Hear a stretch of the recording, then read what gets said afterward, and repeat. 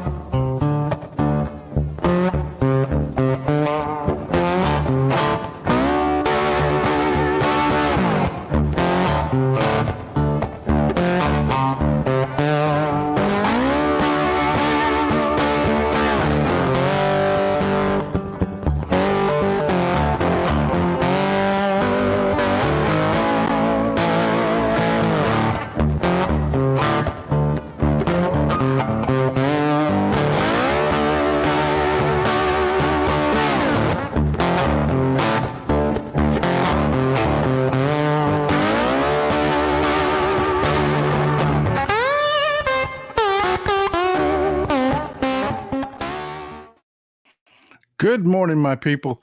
Today is a great day. It is a great day. We've had a ruling out of the Colorado Supreme Court that says that Donald Trump is an insurrectionist.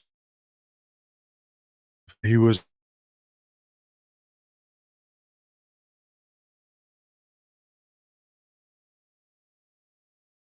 I got to tell you, this is amazing. This is wonderful. One, because it's the law. It's the law. We're seeing a court actually follow the law without fear, without prejudice, without any nonsense whatsoever. They're just looking at the law and applying it. And I have to tell you, I'm proud of these folks. I'm really proud of these folks. The Colorado Supreme Court is catching a lot of hell this morning, as you might imagine. Social media is being swamped with civil war.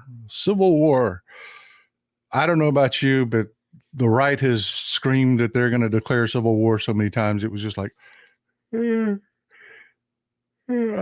just actually did make me yawn. But yeah, apparently we're going to have a civil war. Okay.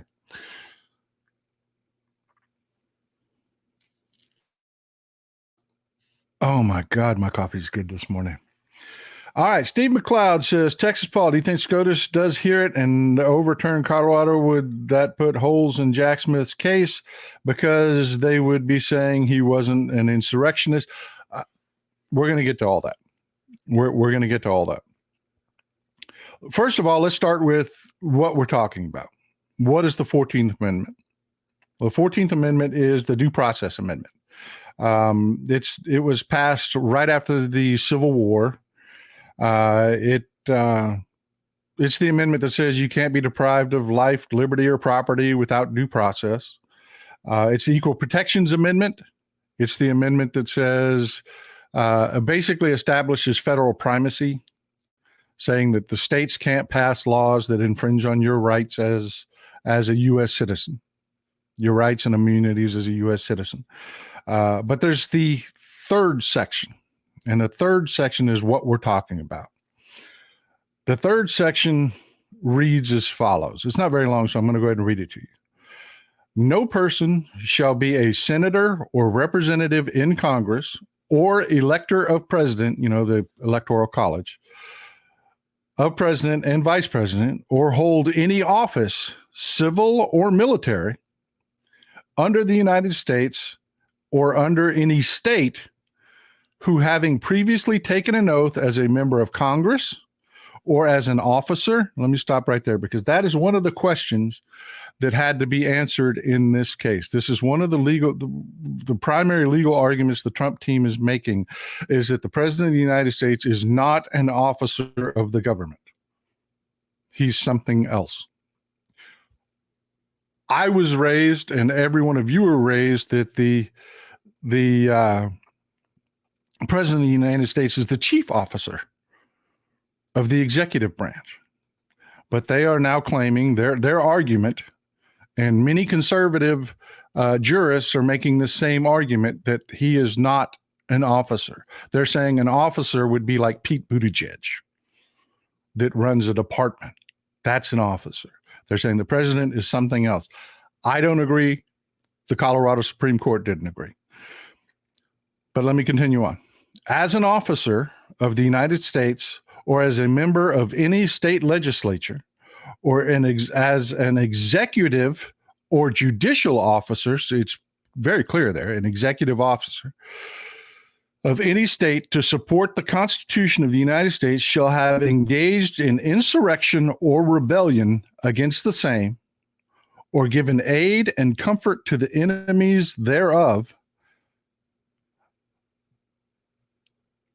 period. No person shall be a senator, representative in Congress, yada, yada, yada, period. There is one codicil at the end of it that says that Congress, with a 2/3 vote in each house, can remedy this. They refer to it as a disability. So, yeah, even though he is off the ballot in Colorado, if the Supreme Court were to hold it up, there still is a remedy that 2/3 of the House could vote to alleviate a person of that, kind of like a congressional pardon, if you will. But yeah, that's the 14th Amendment. The third section of the 14th Amendment. The question is, why do we have it? What happened? And it's this guy. It's this guy right here. And people like him are the reason we have the 14th Amendment. See this snappy looking guy in his American uniform? This is from the Mexican-American War. This guy is a young version of this guy.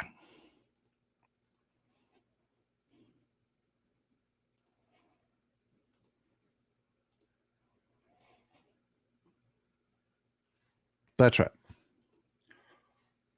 Robert E. Lee. That was a young Robert E. Lee. He was an officer in the United States military before he decided to leave our country, which is what the Civil War was, to leave our country and be a traitor. And I will tell you, I'm going to go off on a little tangent about Robert E. Lee for a second, because as somebody that really loves history, I get really angry about what bona fide historians do with Robert E. Lee and his legacy.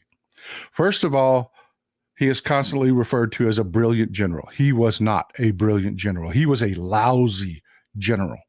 He was not only was he not brilliant, he was lousy. This is the kind of thing that Robert E. Lee did. This is where he got his promotion to brevet major in the Mexican-American War. I want you to take a look at this. I grew up in South Texas. I see this stuff all the time. Where I hunt deer, you would not believe how big the deer get in this stuff. This is a field outside Jalapa, Mexico. This is what the fields in South Texas look like.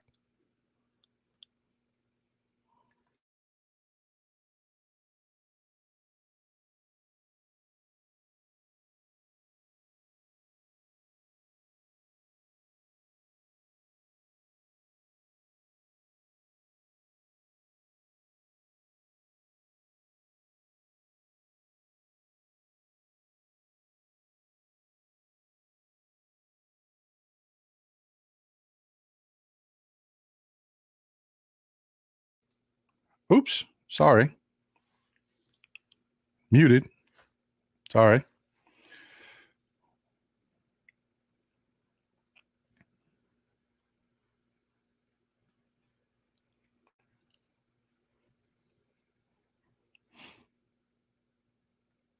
So, this is what the fields in South Texas and Mexico look like. This is what the fields, this is literally a picture outside Jalapa, Mexico. This is modern day. They were actually thicker than this back in the day when Robert E. Lee earned his promotion to brevet major for his actions in the Mexican-American War. This is where the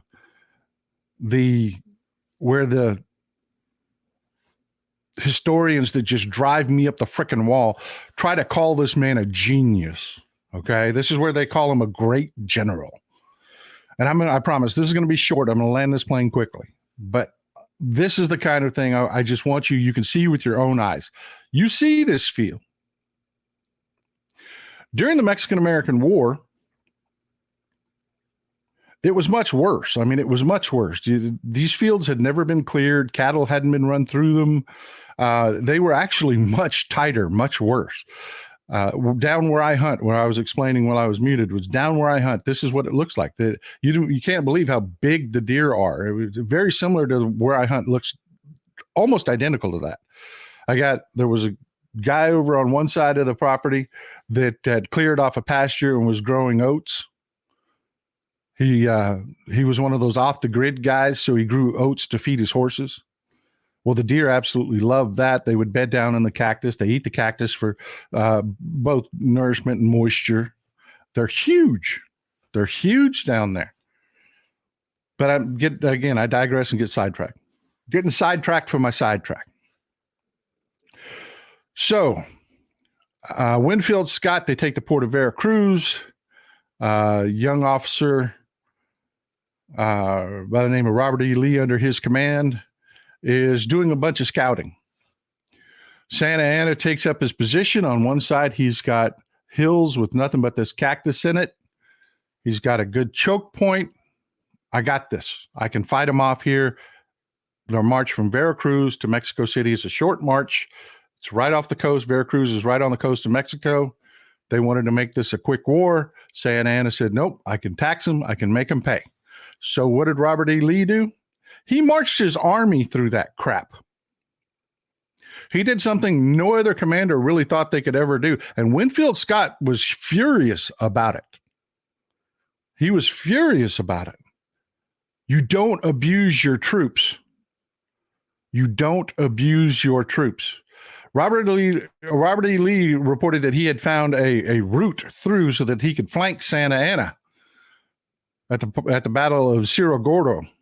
Cerro Gordo, by the way, translates to Fat Mountain or Fat Hill. Cerro is Sierra.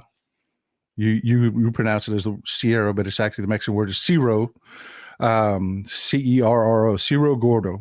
Gordo means fat. At that battle, Robert E. Lee marched his troops through that crap to flank Santa Anna, demolishing his own corps. He did. They call him a genius because of it. You know, just because you win a victory doesn't mean you were a genius. It doesn't. And Robert E. Lee did something very similar at Gettysburg. That's why his army was destroyed by Meade at Gettysburg. Meade gave a shit about his troops. Meade set up a defensive line in the shape of a fishhook on top of a hill outside Gettysburg. Robert E. Lee, in order to engage that fishhook, had to spread his troops out over 6 frickin' miles.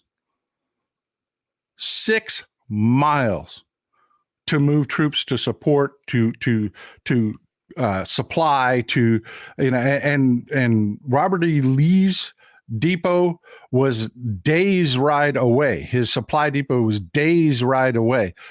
Meade's was behind his line. But Robert E. Lee just pushed his troops in wave after wave, the old Russian style of fighting wars. Just throw men at your enemy until your enemy becomes exhausted. That's what he did. That's not genius, folks. That's cruelty. That is cruelty. That's the kind of man that Robert E. Lee was. He was no frickin' hero. He was no frickin' genius.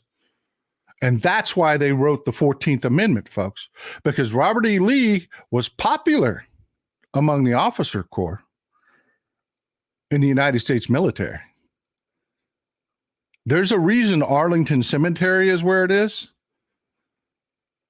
And there's a reason that the 14th Amendment was written. It was men like Robert E. Lee, because after the war, Robert E. Lee was going to come back. He was going to reintroduce himself into politics. He was going to, they just wanted to make sure that never happened, ever. If you were a traitor, you were not allowed to be a leader in our country. They passed that law. It ended the problem, and nobody's thought about it since. Nobody's really thought about it since. They just haven't.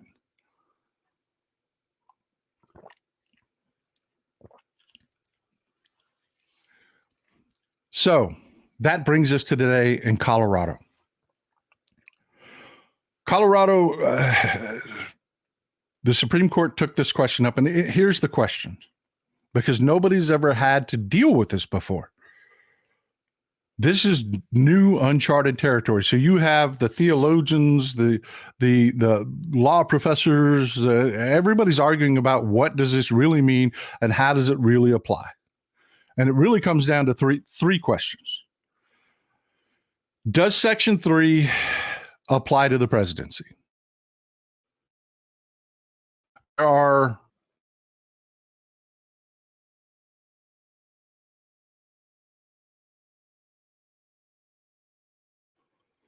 no, the presidency is a special protected class. To me, that's insane. To me, that is insane. I was raised, I'm sure you were raised, that the president is the chief executive officer of the executive branch. He's the commander-in-chief of the military. That is the highest ranking officer in our country. To me, that's a no-brainer. But that is the argument the Trump administration is putting forward, that the presidency is something special. It's different, more akin to a king than an officer that's running an organization. That was the ruling that the Supreme Court put forward. And they used Neil Gorsuch's own language. This is something that these justices are absolutely prepping this argument for the Supreme Court.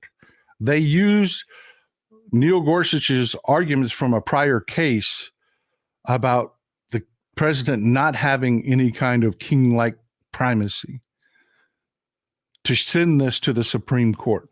The second question that's being argued here was, were Trump's actions on January 6th tantamount to insurrection?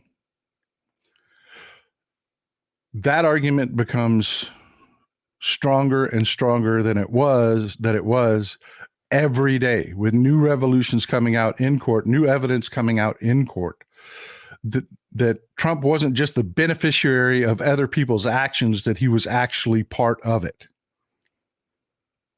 And his inaction on that day also acted as a shield or a cover for others that were engaging in insurrection on his behalf. So the Colorado Supreme Court said yes to that one. Yes, what Trump did on that day was insurrection. He was attempting to foment a coup so that he could remain in power illegally. He had not availed himself to the legal system to make any argument. He has presented no evidence that there was any dispute. Under our laws, he engaged in insurrection to foment a coup. That is what they're saying. 100%. The third question that came out of this is, does the judiciary have the right to act on this alone? Or does Congress somehow need to be involved? There was no language in Section 3 that says this has to happen this way. Congress has to declare, does there need to be an impeachment and a conviction? This is the argument that the Trump team is also making, that the judiciary has no right to make this decision on its own, this ruling on its own. The Colorado Supreme Court, the 7 members of the Colorado Supreme Court said, no, absolutely we do. This is settled law. This is in the Constitution. It is the 14th Amendment. Absolutely. Stephen Boyer says, Allison Gill said the first ruling established that Trump engaged in insurrection as a finding of fact, not a legal finding. Yeah. And by the way, if you're not following Allison Gill, if you're on XChan, you find her as Mueller, she wrote. I believe she's also on Threads. Amazing resource. Wonderful person, too. We spent the day together at the White House. She is just a wonderful person. She is super friendly, super smart. Just really a great follow, folks. Allison Gill is a wonderful person.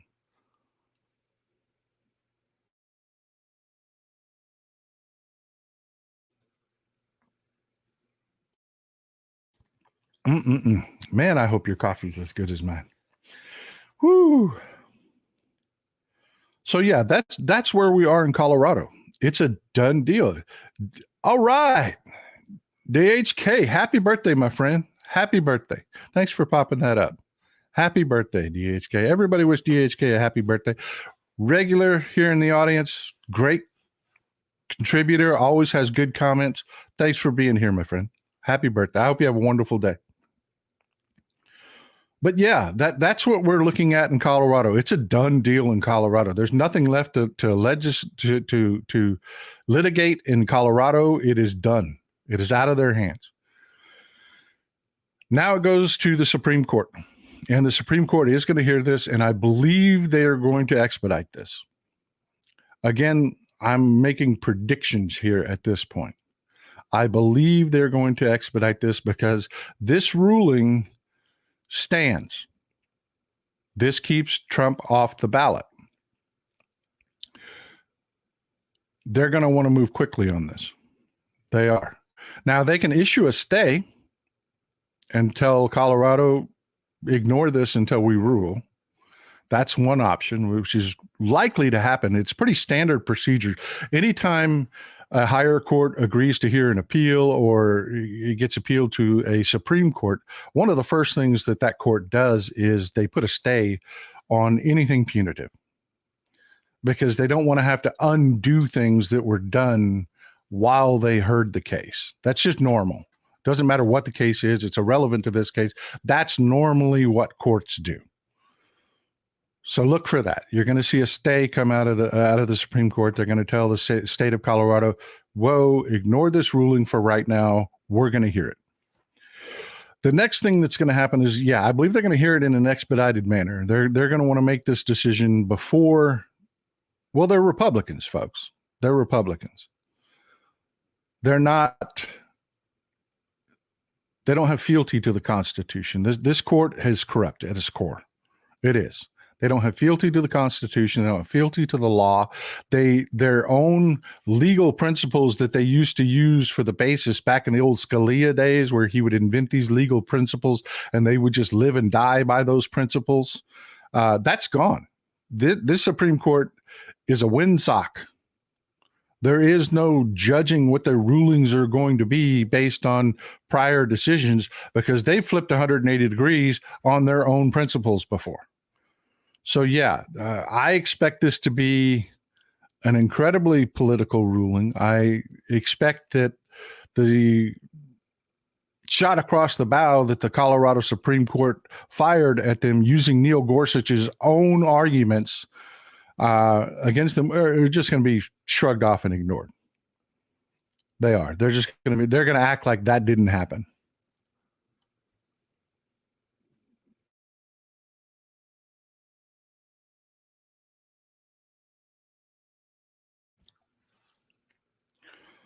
And yeah, we're getting a lot of crazy responses today. Diana Turner, thanks for bringing this up. It's a good time to talk about this. North Carolina has already said that Trump is going to stay on the ballot. And they have states here in the state of Texas. You've had Dan Patrick come out and say, well, okay, well, illegals cross our southern border, so we're going to take Joe Biden off the ballot. No kidding. He really said that. He really said that. Because illegals cross our southern border, which they're not illegal when they go to court, and the court says, okay, you can stay here during your adjudication. That literally means they're here legally. But because those people are here, they're going to take Joe Biden off the ballot here in Texas, which is as consequential to Joe Biden as Donald Trump being taken off the ballot in Colorado is. I mean, because Joe Biden wasn't going to get the electors out of Texas in 2024. Texas was not going to flip blue in 2024. We're still in the middle of that fight. Colorado was going to go blue. So, yeah, Trump really isn't losing anything other than it is being legally asserted as fact that he is an insurrectionist. Stephanie Wilson, if SCOTUS back Trump, they will lose all their power should he be elected. That was promised by Trump. Yeah. All of these conservatives are shooting themselves in the foot. David Tyler says, I have more coffee cups than I can use. So, okay. Don't know what that means. And Seahawk 17, should Donald J. Trump be charged with depraved indifference, criminally negligent homicide, and the death of Ashley Babbitt? That's a hard one to tie, bud.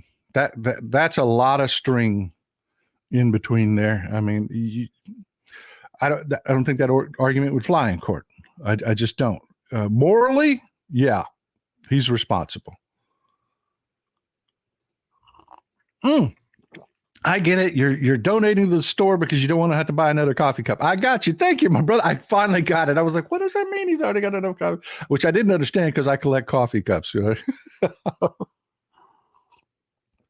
Thanks for the support, my friend. All right. So let's get back to where we were. This goes to the Supreme Court because it is. I'm going to argue that they're going to do it in an expedited fashion. They're going to do this sooner rather than later. My gut tells me they're going to overturn this. They are. They're going to overturn this.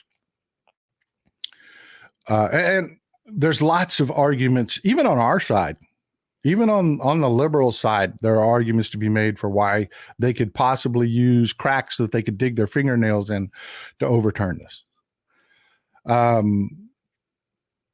Here's the thing.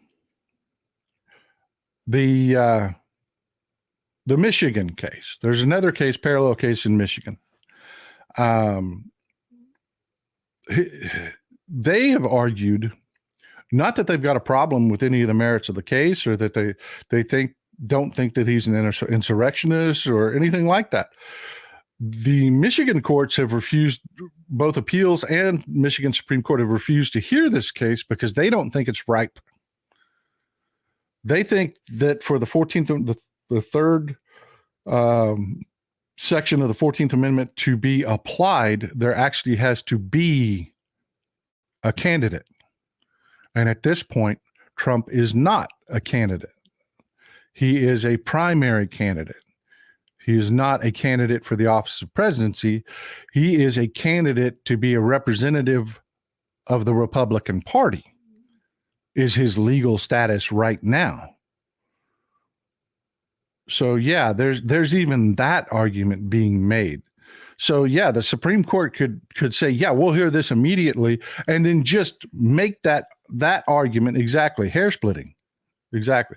But they could legally make that argument that nothing in the 14th Amendment applies to political parties. Hey, got another birthday, Joe Redmond. All right. Happy birthday, Joe Redmond. I hope you have a great day. I really do. But yeah, they could simply say there's nothing in the 14th Amendment that says anything about political parties. This is about holding office, being candidate. The Republican candidate is not an office. So yeah, that is a real argument that can be made. It's actually been made in Michigan. That's going to. We're going to see more of that argument going forward, and that could be one avenue that the Supreme Court takes to knock this down and kick this back to Colorado, and make Colorado do this all over again once Trump is the Republican Party candidate, if he's ever the Republican Party candidate, because I don't know, this ruling is going to give a lot of Republicans pause. It is. It is. It's going to give a lot of Republicans pause. They've got the nutters out there right now today are losing their mind. Banana Republic and Civil War are trending over on X-Chan. You know, they're all excited, but most people aren't. Most people just aren't.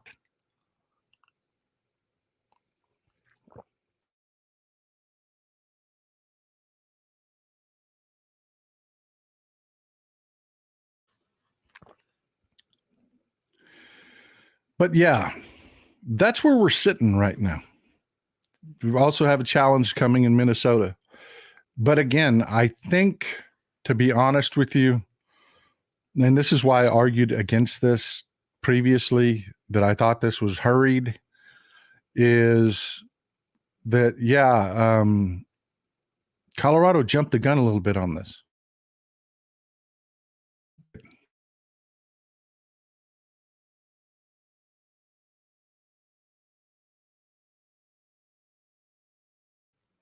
That Trump is not, at this point, a candidate for any office. You know, he claims every day, oh, they're coming at me because I'm running for president. Well, you're not running for president at this point. At this particular point, you're not. You're running to be the representative of the Republican Party.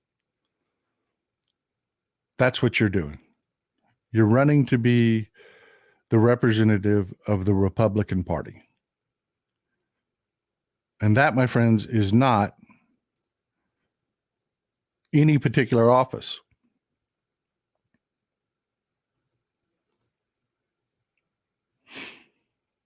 It's just not any particular office. I mean, I wish I had something more exciting, something better to tell you, but yeah, I mean, this is why. And you know, you've had other hosts, Hal Sparks, talking about that also, that this is just premature.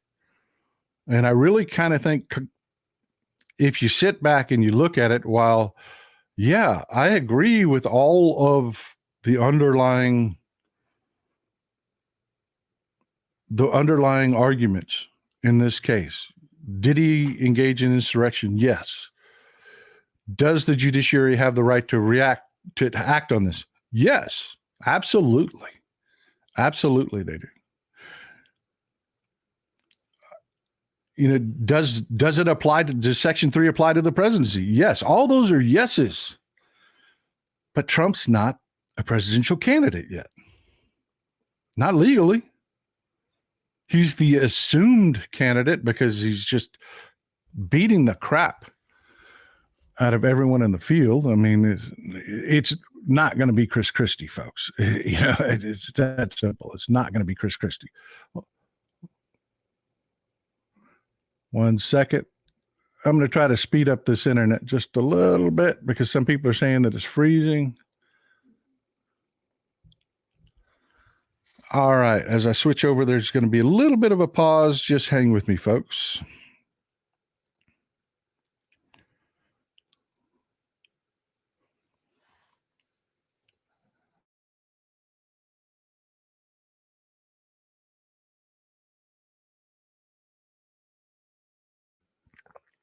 All right.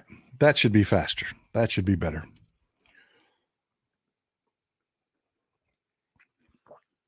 I pay for 2 internet services here, folks. One for you folks, which is not unlimited.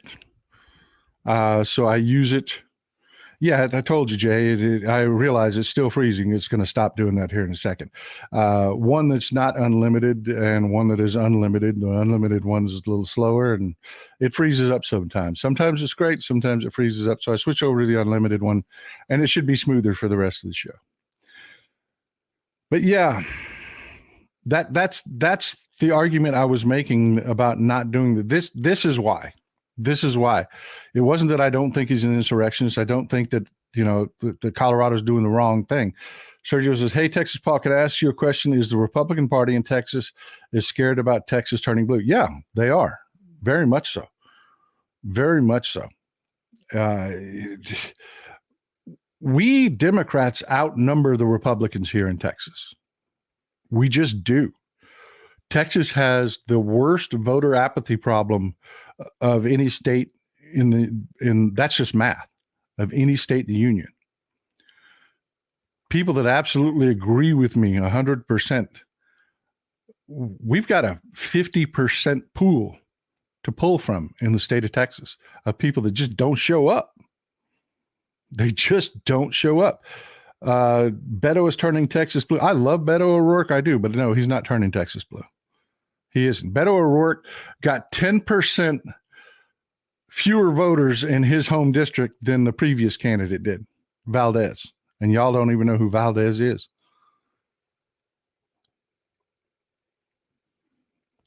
That's part of the enough is enough movement that I'm starting. Glad to hear it, Fish. Glad to hear it, my friend. Coffee is the nectar of the gods. But yeah, folks, it is 100% a voter apathy problem here in the state of Texas. But I just want to wrap this whole Colorado ruling thing up with, I don't want to rain on anybody's parade. This is a wonderful thing. It is a wonderful thing. The principles behind the ruling are fantastic. No, it's not going to survive the Supreme Court. No, I don't believe it's going to survive for multiple arguments that they can make. But that one right there, that the 14th Amendment, the third section of the 14th Amendment wouldn't even apply yet, because under its own definitions, he's not that yet. It was premature. It should have been done after the primary, which is angrily right around the corner. I mean, this wasn't like it was going to be 6 months from now. I mean, it's just a few months down the road.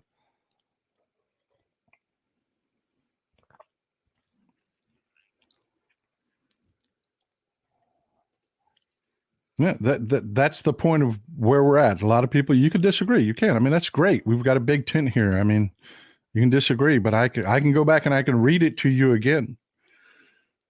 It says nothing about a candidate for a party. It says a candidate for an office. It's pretty clear about that.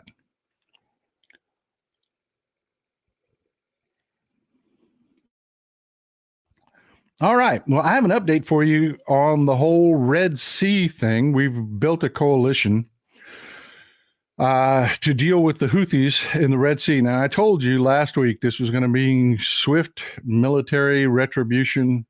It's going to be awful for the Houthis. It is. I just wanted to prepare you for that. I wasn't the only one out there working to prepare you for that. And I want to start out with a little joke. It's a Jewish joke. It is, but it's not like a Jewish joke, like it's making fun of Jewish people. It's a joke that comes out of the Jewish community. I have a great old friend that's passed away. He's no longer with us, but he was hilarious. He spoke. He didn't have a strong accent unless he wanted to, but when he wanted to, he could just do that New York Jewish accent wonderfully. And he had this great joke. I want to share it with you. It's freaking hilarious. It is. So this old Jewish man goes and sits down in a deli and he orders some matzo ball soup. And the waitress is looking across there and she sees the old man sitting there and he's like trying to get her attention. She comes over and says, "Sir, how can I help you?" And he says, "Taste the soup." And she says, "I'm sorry, sir. Is there something wrong? Is it just something wrong with the soup?" She says, "Taste the soup." And she said, "I'm sorry, sir. What's wrong? Is it cold? Is it too hot? Is it something, does it not taste good? Yeah, Jesse knows are good. It's not tasting. She says, taste the soup. And she says, okay, sir. You know, she's not wanting to taste this man's soup, but okay. She says, okay, sir, where's your spoon? And he says, aha. Aha. I want you to keep that in mind as we dig into this next part. Aha. This all started in the Red Sea with the Houthis have been firing rockets and they call them drones. They're not military grade drones. They're just trash that they've been firing. Well, all of a sudden the drones got better. And they did get their hands on, they call them one-way drones now. They're really low quality trash, bottom end of what you could call a military drone. It's a drone with some explosives strapped to it. It's not meant to, like we have Predator drones that can go on station and deploy missile weapons, and then come home, be rearmed. And that's not what these are. These are suicide drones. Then the Houthis engaged in a pretty damn sophisticated targeting of a ship, something more along the lines of what you see out of special forces. They were able to fly out on helicopters and take this ship. This is the Galaxy Leader. It's a ro-ro ship. And if you don't know what a ro-ro ship is, it's a roll-on, roll-off ship. I believe we got a picture of it. It's doing its thing at a dock. This is the Galaxy Leader. That's in a Yemen port right now. This is a ro-ro ship. You've seen these before. They're car carriers. You see they back up to a dock. The dock is 90-degree dock where they have specialized docks for these. And it's got an opening that opens up in the back corner, and they drive cars off. They can carry about 4,000 cars, 4,000 to 5,000 cars, depending on the ship per boat. That's what this ship was. But I got to tell you, folks, terrorists are idiots. Terrorists are idiots. Not their leaders, not so much. I mean, because they sit there and they make tons of money off these terrorists. But terrorists, they're idiots. They really are. And this was no different. The Galaxy Leader was empty when they took it.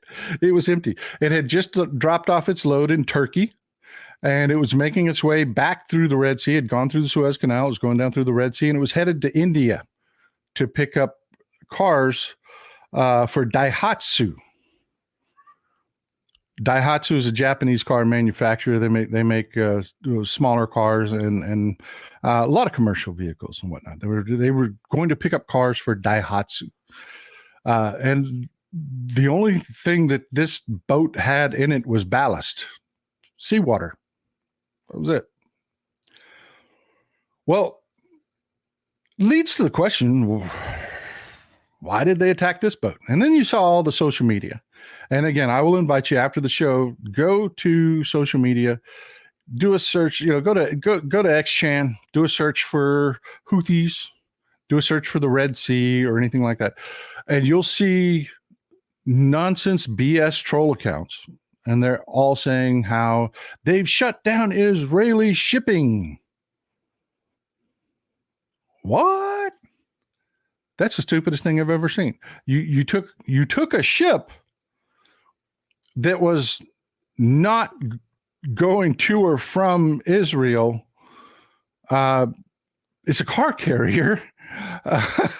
It was empty, but you're claiming you've shut down Israeli shipping because shipping companies have stopped shipping through the Red Sea.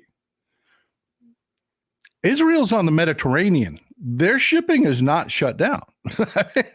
It's hilarious. But I was like, why are they saying this? Other than it's become really, really popular to hate on Jews. It is. It's the TikToks. I call them the TikToks, are really anti-Semitic right now. So I figured, okay, this is what they're doing. They're selling this anti-Jew stuff. And I'm like, well, that doesn't make any sense. That doesn't make any sense. So I did a bunch of digging on this. And yeah. Aha.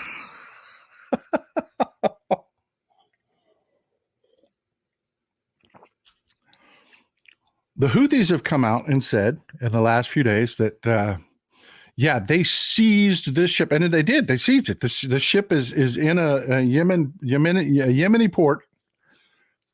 The Galaxy Leader's in a Yemeni port, empty, sitting there. They can't sell it because the ship is persona non grata until returned to the owners. They can't use it in any port. They've just got a ship sitting out in their waters that's going to decay. The crew were Filipino. They weren't Israelis. So I don't know why. I didn't know why. Why are they claiming that they did this like really cool, we're going to jump off helicopters onto a ship attack and saying that they're attacking the Israel? I didn't get it. I didn't understand. The boat was licensed to a Japanese company at the time. And so I started doing some research. I knew a little bit about maritime issues from previous stories and whatnot. I know a few things about that, and I know how it works. And I had my aha moment. And right after I did, this came out.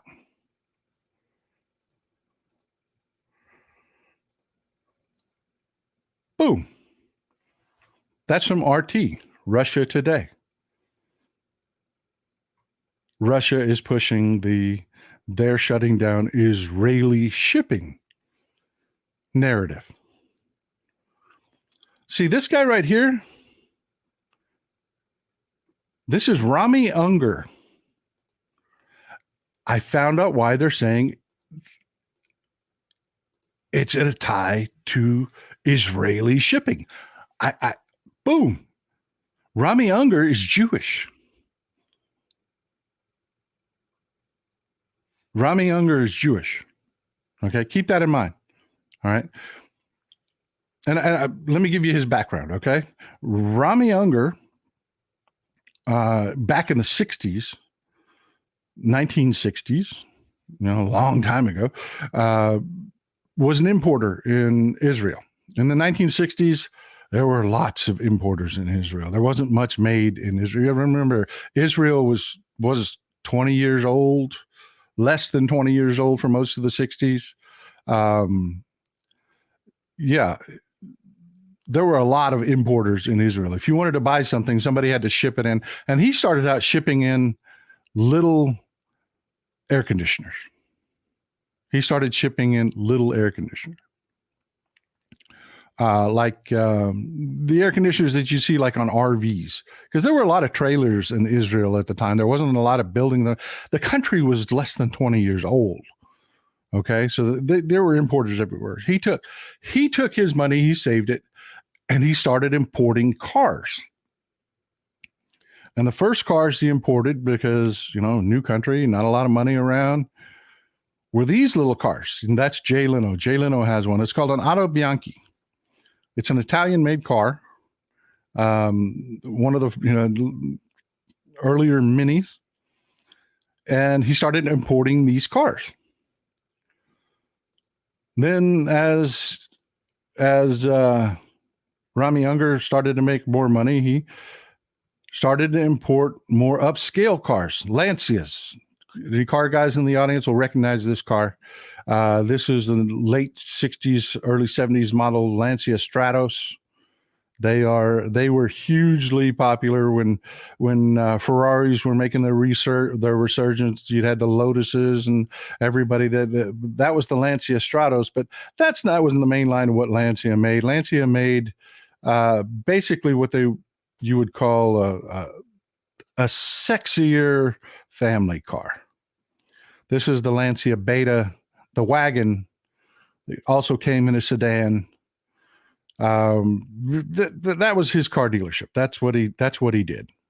He brought in those and continued on with that business. Today, Unger imports Daihatsus. And if you do any traveling outside the United States, you'll recognize this type of vehicle. That's a Daihatsu van. Anytime you leave America, folks, these are the taxis. These are the commercial vehicles, the delivery vans. They're not, this is what you see. They're everywhere in the world, but the United States. In the United States, we have the big trucks because we got a lot of room, wide roads, etc. But this is worldwide. Toyota, Daihatsu, they all make these. Okay. This is what he imports now. That and Kias.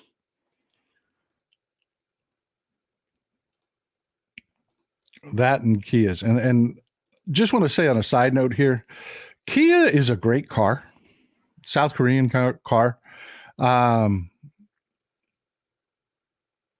They really are. They're worldwide. These cars are loved. They've got a reputation every bit as good as Honda has here. And they make some great looking cars. These are Kias, folks. These are Kias. These are Kias that you can buy in Israel. So yeah, that's where Unger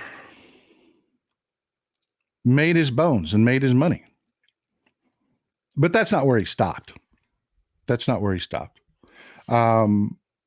an old principle in business. If you want to get rich, start a business. Develop a skill, start a business. Start your own business. If you want to be rich, start your own business. You're not going to get rich working for somebody else. Very few people get rich working for someone else.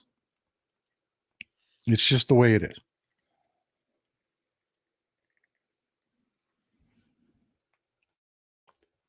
If you want to get rich, if you want to be wealthy, the difference between rich and wealthy, if you want to be wealthy, help other people get rich. And what I mean by that is, you remember back at Mar-a-Lago, the guy that turned Trump in, the guy that flipped on Trump, the Australian that turned Trump in for showing him classified material, the Aussie billionaire. He's known as the cardboard king. No, man, not a pyramid scheme. I'm talking about legitimately how you become wealthy. Follow me here. That guy's known as the cardboard king. Not a great moniker, right? But you can open a shipping company. You can open a shipping company and make some money. But if you want to be wealthy, help the shipping companies. Build things that the shipping companies need. And that's what that guy did. He's a billionaire you never heard of because he makes cardboard and cardboard boxes. Everybody needs a cardboard box. He's making his money a half a penny at a time, but he's making it. Well, Unger saw that. He'd had several businesses and he's doing all right for himself. And he said, you know what? If you want to go next level, this is how you do it. You help other people make money. And this is what takes us back to the ships. I promised you I was going to bring this around and land this plane. This is where I land the plane.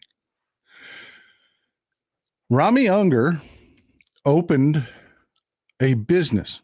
Now, in shipping, here's the deal. You have shipping companies that don't own ships. They don't. The name written on the side of a boat rarely is the company that owns the boat. Rarely. More often than not, they use someone else's boat. And if you're a guy like Rami Unger, what you do is if you say, okay, I'm importing cars, but the guy I'm paying like crazy is the guy that's shipping me my cars from all over the world. That's the business I want to be in. So he goes to England and he opens a company in England called Ray Car Shipping. And he gets a bunch of people, because the Isle of Man in England is where you go to do this. It's a pretty good sized island in between England and England and Ireland. It's where a lot of these companies form. If you want to invest in shipping, it's a great place to go, there in Greece.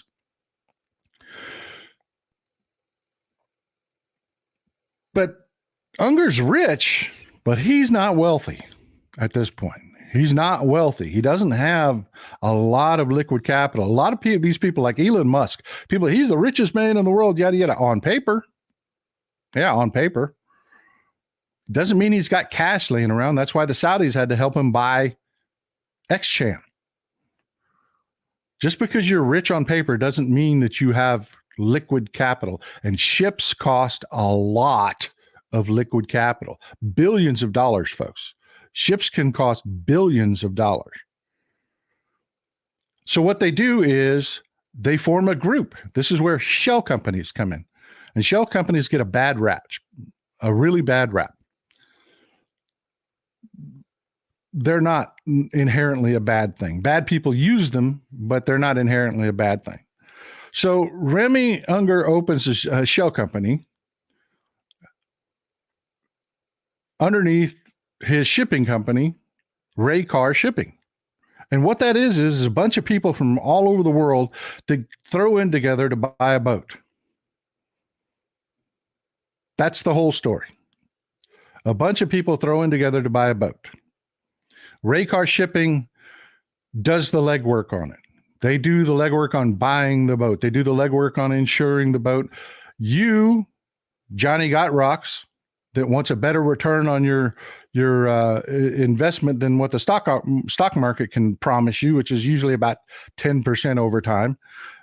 You go to Ray Car Shipping and you're getting 30% on your investment. You dump a lot of money into buying a ship. Hey, Dragon Miss, happy birthday. Happy birthday.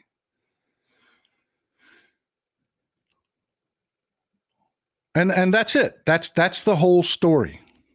Remy Unger started a company where they went out and bought a boat.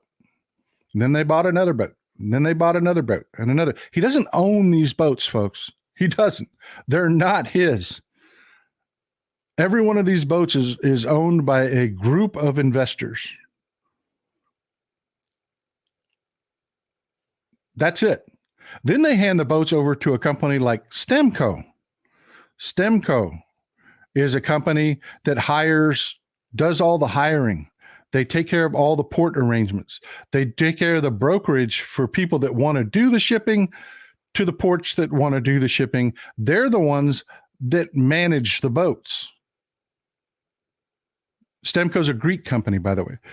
There was a Japanese company, NYK Lines is the one that was the one that was actually utilizing Galaxy Legacy. NYK stands for Nippon Yusen Kaishi Lines. They're the people that hired the crew. They're the people that wash the boat. So the Houthis are saying, oh man, we shut down Israeli shipping. The Houthis are saying that we stuck it to the Israelis because of Remy Unger. That's where they're going with this. That's the Russian troll push. And how they think they're going to get away with this. Because right now it's, because of the TikToks, it's okay to try to blame Israel for anything. Remember the show we had last week, last Sunday, I was telling you, this is a big deal. The whole world's going to turn against you. You screwed up. This is what they think their out is going to be. They think that they're going to blame. It's going to be okay that they did this because Remy Unger is a rich Jew. And I'm not even kidding. That's what RT's running with. That's what you're starting to see on TikTok. That's what you're starting to see on XChan.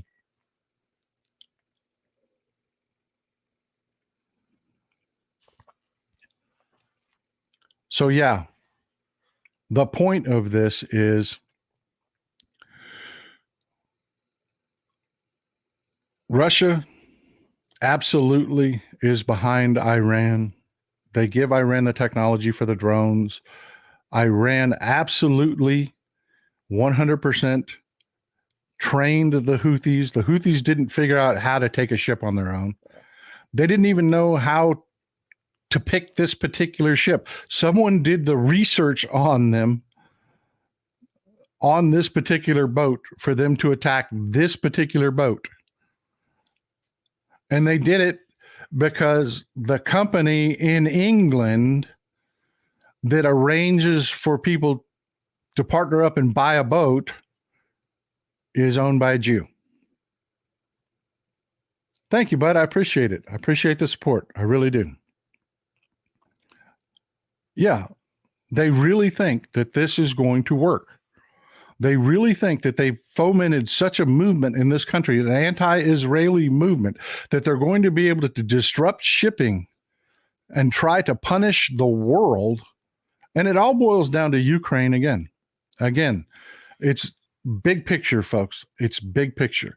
The Russian economy is faltering because of their invasion of Ukraine. They need the world to stop supporting Ukraine. Putin is blackmailing the world, saying we're going to interfere, that they're going to interfere with shipping. The entire world has coalesced together. You've got the United States, France, Britain, Seychelles, even Bahrain has joined the naval mission to protect ships now going into the Red Sea. Even Bahrain has joined. The whole world is turning against their cause. They think they're going to save their cause because, hey, there's a Jew with a boat.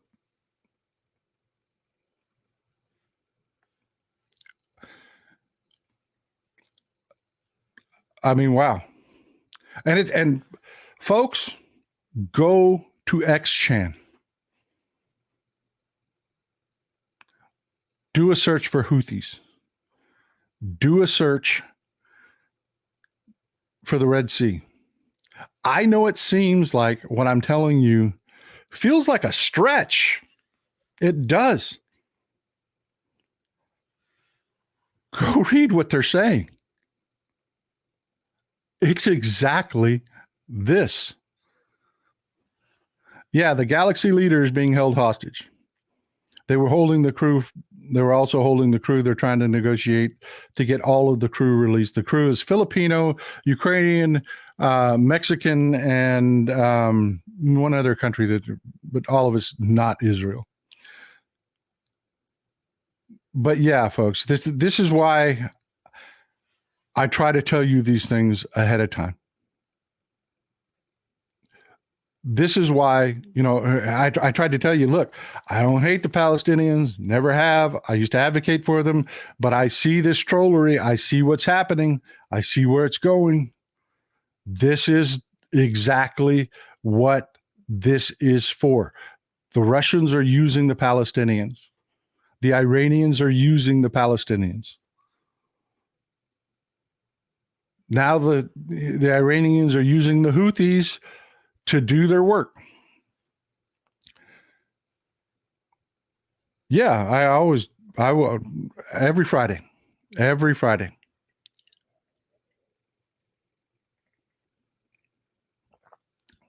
understand the holidays are coming up, but yep, I will absolutely be here on Friday.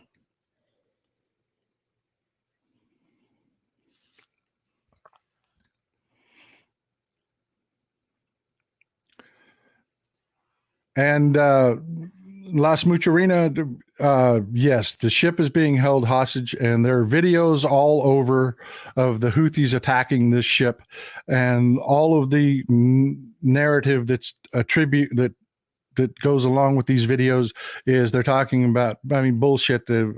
They take a picture of an empty ship berth and they said, oh, this is Israel now. We've shut down all shipping to Israel, and just ridiculous claims. It's part of the pro-Palestinian movement. It's the same accounts that are part of the pro-Palestinian movement. And this is what I was trying to warn you about, folks. If you give a shit about the Palestinians, if you really care about the Palestinians, let me speak some truth to you right now. And I hope there are people here that are in the pro-Palestinian movement. I really do, because I've always understood the emotion behind it. I have. But I read about these things. I watch these things worldwide, and I see how they fit into the pictures. I see where each of these individual puzzle pieces fit into the picture, and how they try to control the narratives using these individual pieces. And I'll tell you, this is it. This is it. They're trying to use anti-Israel as an excuse for anything. As an excuse for anything. And it's just wrong. It's just wrong. It is. But let me share some truth with you about the Palestinian people. The UN doesn't give a shit about the Palestinian people. They fundraise off of them.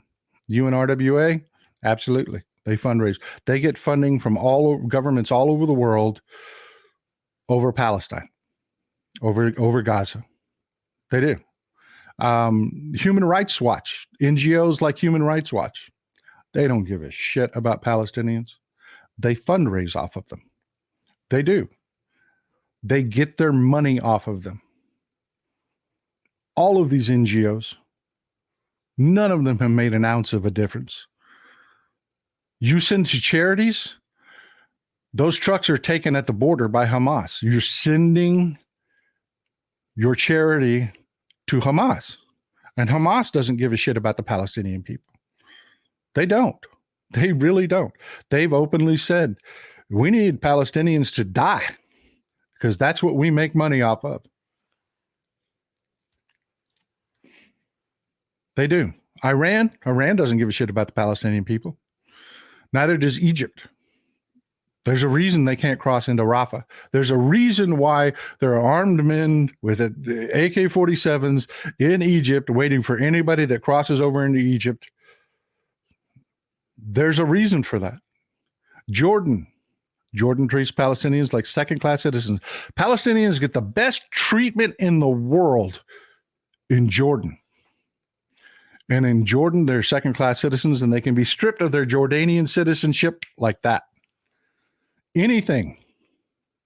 Benaloco, happy, merry, everything.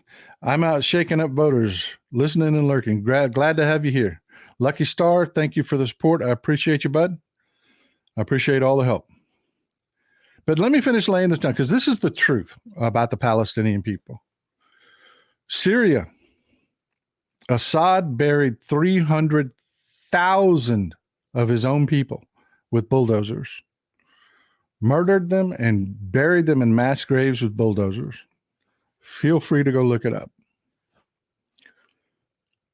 Syrians don't give a crap about Palestinians. They are a subset of the population that they are racist as hell against. The Lebanese don't care. They don't. The Lebanese care about the Lebanese.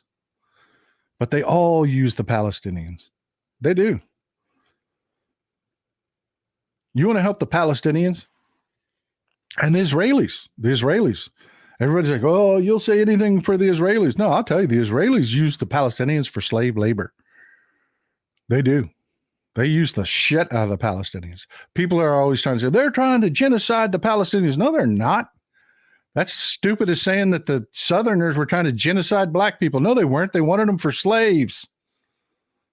That's what Israel's doing. They call them day laborers.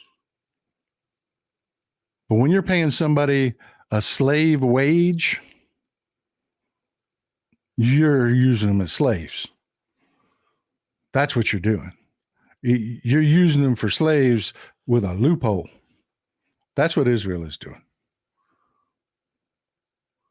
That's what Israel's doing. And Rick Merck, you want to free Palestine? I'm going to tell you how to do it right now. I'm going to tell you how to do it right now. While the world is watching and the eyes are on them, if you're Palestinian, hold an election. No, I don't mean like get your government, which is Hamas, to hold an election. I mean, you hold it. I don't care if you have to write ballots out on scraps of paper. Hold an election. Elect a leader. And then decide what you can settle for. Because you're not getting Israel. From the river to the sea, Palestine will never be. Decide what you will settle for. What you will take as the country of Palestine. Because you have momentum. You have wind in your sails right now. But the problem is, this pro-Palestine stuff, all too often turns out to not be pro-Palestine. The pro-Palestine protests and stuff, you see these people standing out there, they're cashing in on your ignorance. A lot of these people aren't even Palestinian. They just aren't. They're just from Arab countries that hate Israel. I mean, that's a good question. When you see one of these protesters, are you Palestinian? Because a lot of them aren't. They're Syrian. They're Jordanian. They're Iranian. Iranians aren't even Arab. They're Persian.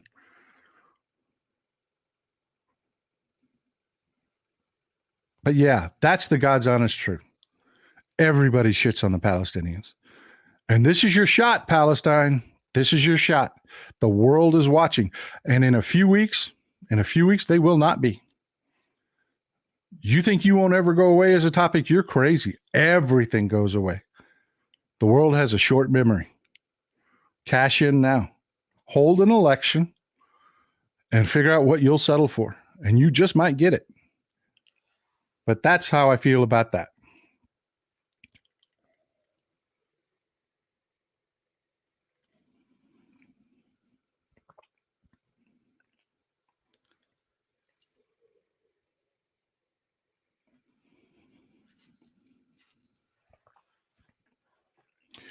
Well, folks, it's 11:15. I'll go another 15 minutes or so. We'll do a roundtable. Anybody have any questions, any thoughts, disagreements with what I just said? Any questions about what's going on in the Red Sea? Any questions about what's going on in Colorado or any other subject? Throw it out there in chat. I am always here to answer your questions when I can, when we have time.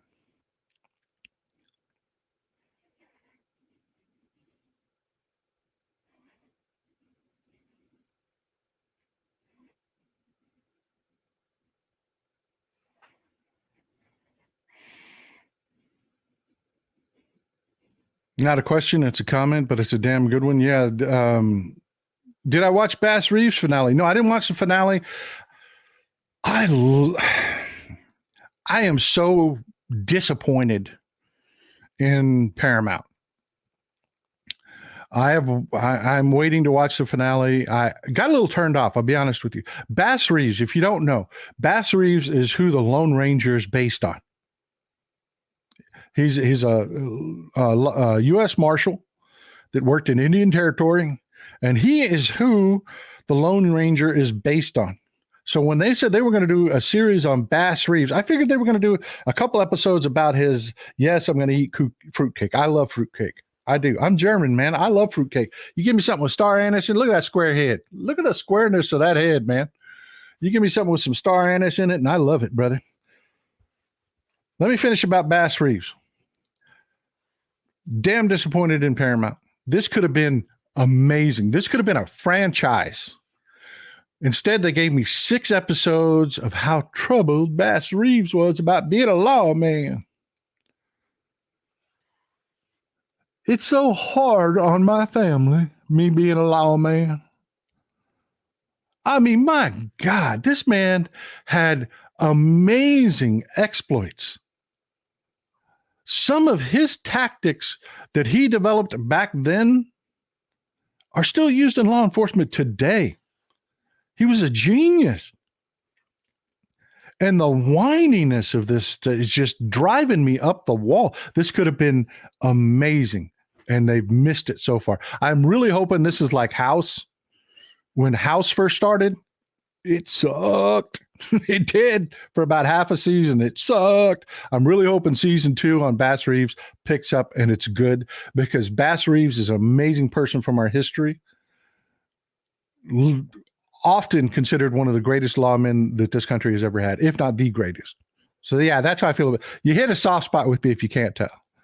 If you can't tell. Bring some of those questions back up. Those were great questions, honey. Roseanne Barr is insane. Ann Ross, great question. Mrs. Texas Paul and I were talking about this before. I have made the argument over and over and over again that we need to do a study, that there is an environmental problem going on, similar to what we saw when we outlawed lead in gasoline.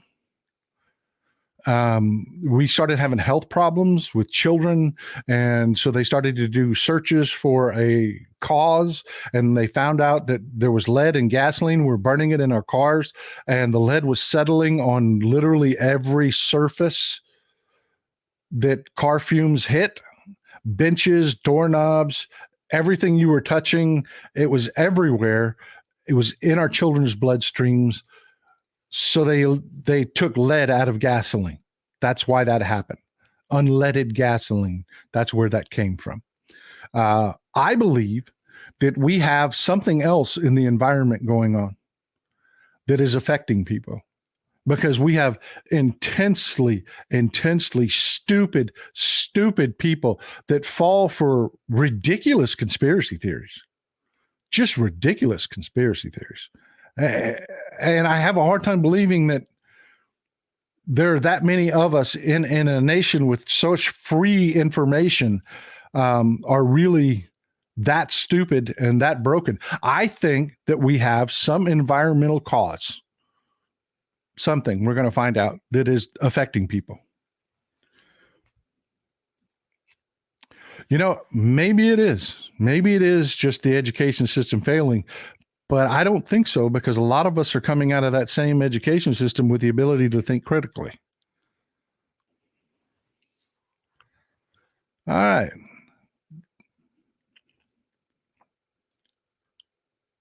Something is, she's not just dumb, folks. There's something wrong with her. There's something wrong with her.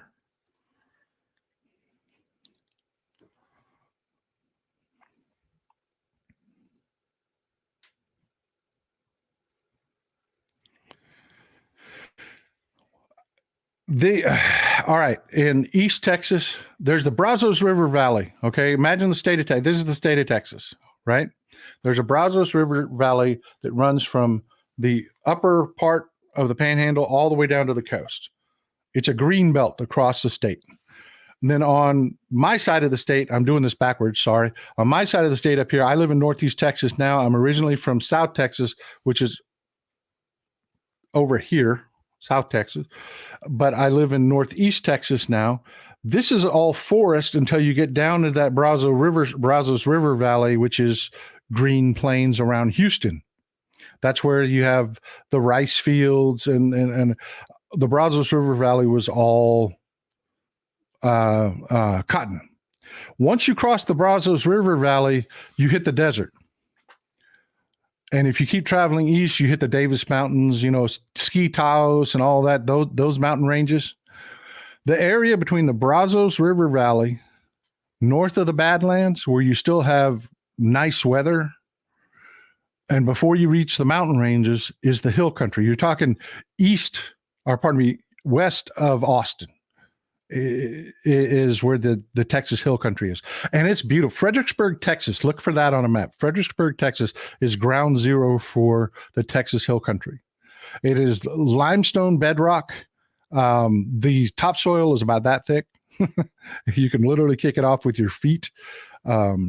Cedar trees down in the hill country, you can literally push them over because the roots run across the top of the limestone. There's only that much dirt holding them.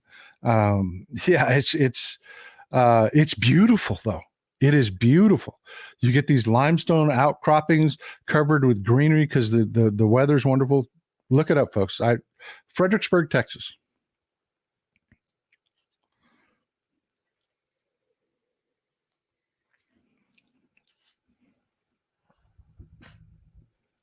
Carter had a chance to join a driving tour of hill country some 2 decades ago. Beautiful blue bonnets. Oh, yeah. The blue bonnets are everywhere. Lady Bird Johnson is responsible for the wildflowers here in Texas. If you don't know, people say, why do you live in Texas, Paul? Things like this. LBJ's wife had a pet project here in Texas. There's the Ladybird Wildflower Conservatory. She took seeds, wildflower seeds, and seeded our highways. So every spring, our highways, especially around the hill country, are just overrun with wildflowers. And in the hill country, especially, you have fields and fields of blue bonnets. You know, the opening you see with the blue bonnet. The closing you're going to see with the it's the opening with the blue bonnets. They're just everywhere. I-10 is the southern part of it. I-10, once it leaves the Brazos River Valley, more goes into what we call the Badlands, the Mexican Badlands. That's more desert. 281 coming out of San Antonio leads you into the hill country. Austin white limestone, yes, very popular. It's pretty stuff. It really is. And it lasts forever. Did you know that limestone is what makes marble? If you heat and pressurize limestone, it's amorphous marble. So all your beautiful marble, that was once limestone. Arches National Park in Utah. Oh, my God. Folks, let me tell you, we went to Monument Valley. Gorgeous. Amazing. And I don't know how we lucked out. We didn't plan this. There is like 1 week out of the year where the deserts bloom. And it was the most gorgeous thing that just stop you in your tracks, folks. And Arches is beautiful. This is why I'm going with that. It was one of the most gorgeous things I have ever seen. It was like a carpet, a yellow carpet of flowers in between the mesas. I don't have the words to explain to you what standing there looking at that felt like. It's just incredible. Facebook user, is it true that maggots have the critical thinking section of their brain removed? It is true. It is true that they have studied that conservatives have different brains. They do. They're wired differently. Our brains wire due to our environment and what we see and feel as we develop. Your brain doesn't stop. You know how babies, when they're born, they're like shaky. Their movements are like this. That's not because they don't have muscle memory. That's because they don't have myelin. Myelin, if you hold up, imagine a wire. If you thought of your nerves as copper wires, that colored sheath on the outside of the wire, the black, the red, the white, that's myelin.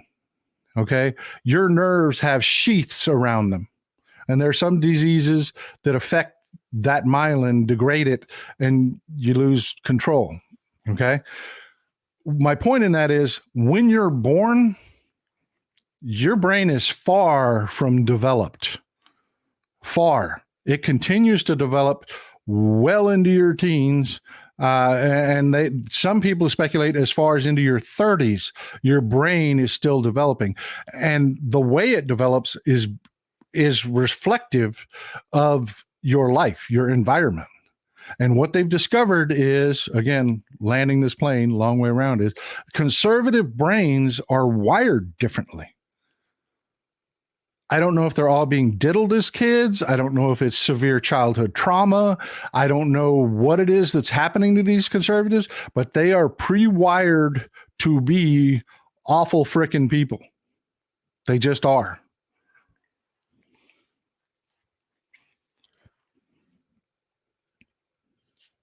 That's why they can't understand. You know, I look at a person that is transgender and I know they're transgender because of what's going on in here. Your sexuality has nothing to do with down here. It's in here. This is just an organ. This is what dictates what's going on with that organ. And sometimes a person is born where your brain forms the opposite of what forms down here. So your body, not just your organs, what makes you a man or a woman, you notice women are softer, they smell good, they feel good, they look different shapes, curvy. Men, we tend to be furry, we tend to be very block-shaped, very, muscular. What it means to be a man, what it means to be a woman are two very different things. Imagine being in a body, you wake up the next day, and you're in a body of the opposite sex. More than just your genitalia would be wrong. Everything, your center of gravity, your gait, your muscularity, the way you feel, the way you smell. That's what it means to be transgender, folks. Your brain developed to be, say, male, but your body is female. It feels wrong. That's what it means to be transgender. Somebody that's not a right-wing conservative can understand that. Yeah, I agree with you, Margarita on the Rocks. Texan hasn't been the same since Ann Richards. She was a wonderful woman. And that is why we're doing the Enough is Enough. Vote enoughisenough.com. Go check it out after the show. Just bought it. Just got my face up on it. I'm working on a project for that. You're going to love it. You're going to love it, folks. But yeah, that's the difference between being liberal and conservative is their brains formulated in a way that they can't look at that situation and just understand it. They can't. They're fucking penis, man. No, it doesn't work that way, dude. It doesn't work that way. And they're physically incapable of understanding. And I agree with you, Med. You say wrong is telling somebody how to feel about themselves. I agree.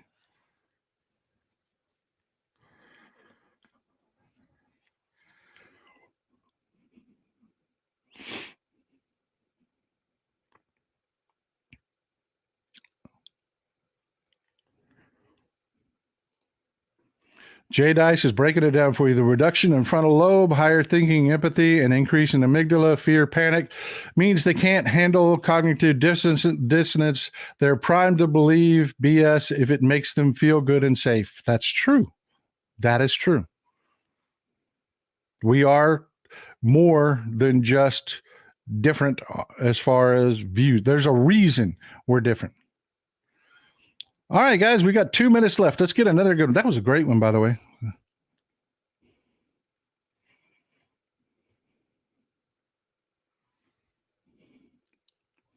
Yeah, I saw Todd's comment, Jesse James. I don't give a shit.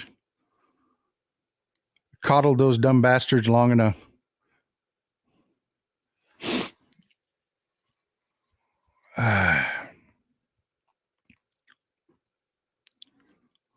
Let me take care of this. 1 second.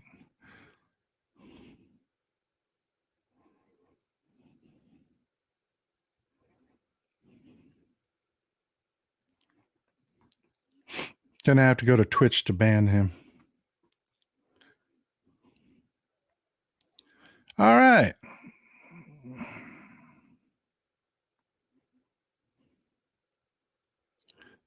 Please do, Todd.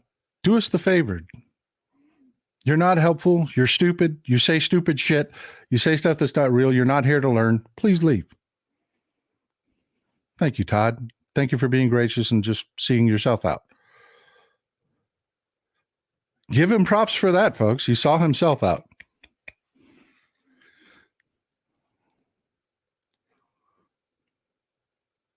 All right. It's 11:30, folks. I have things to do. You have things to do. It's been a wonderful time to talk. It's been, I've enjoyed your company. I hope you've enjoyed the subject matter. Please share. Please get information out, bring people in. Hit the subscribe button here. It helps me on the algorithm, helps get our message out. Hit the thumbs up button. Same reason. Love you folks. This is Old Texas Paul out. Y'all have a beautiful day. Take care. Enjoy some beautiful Texas cities at night.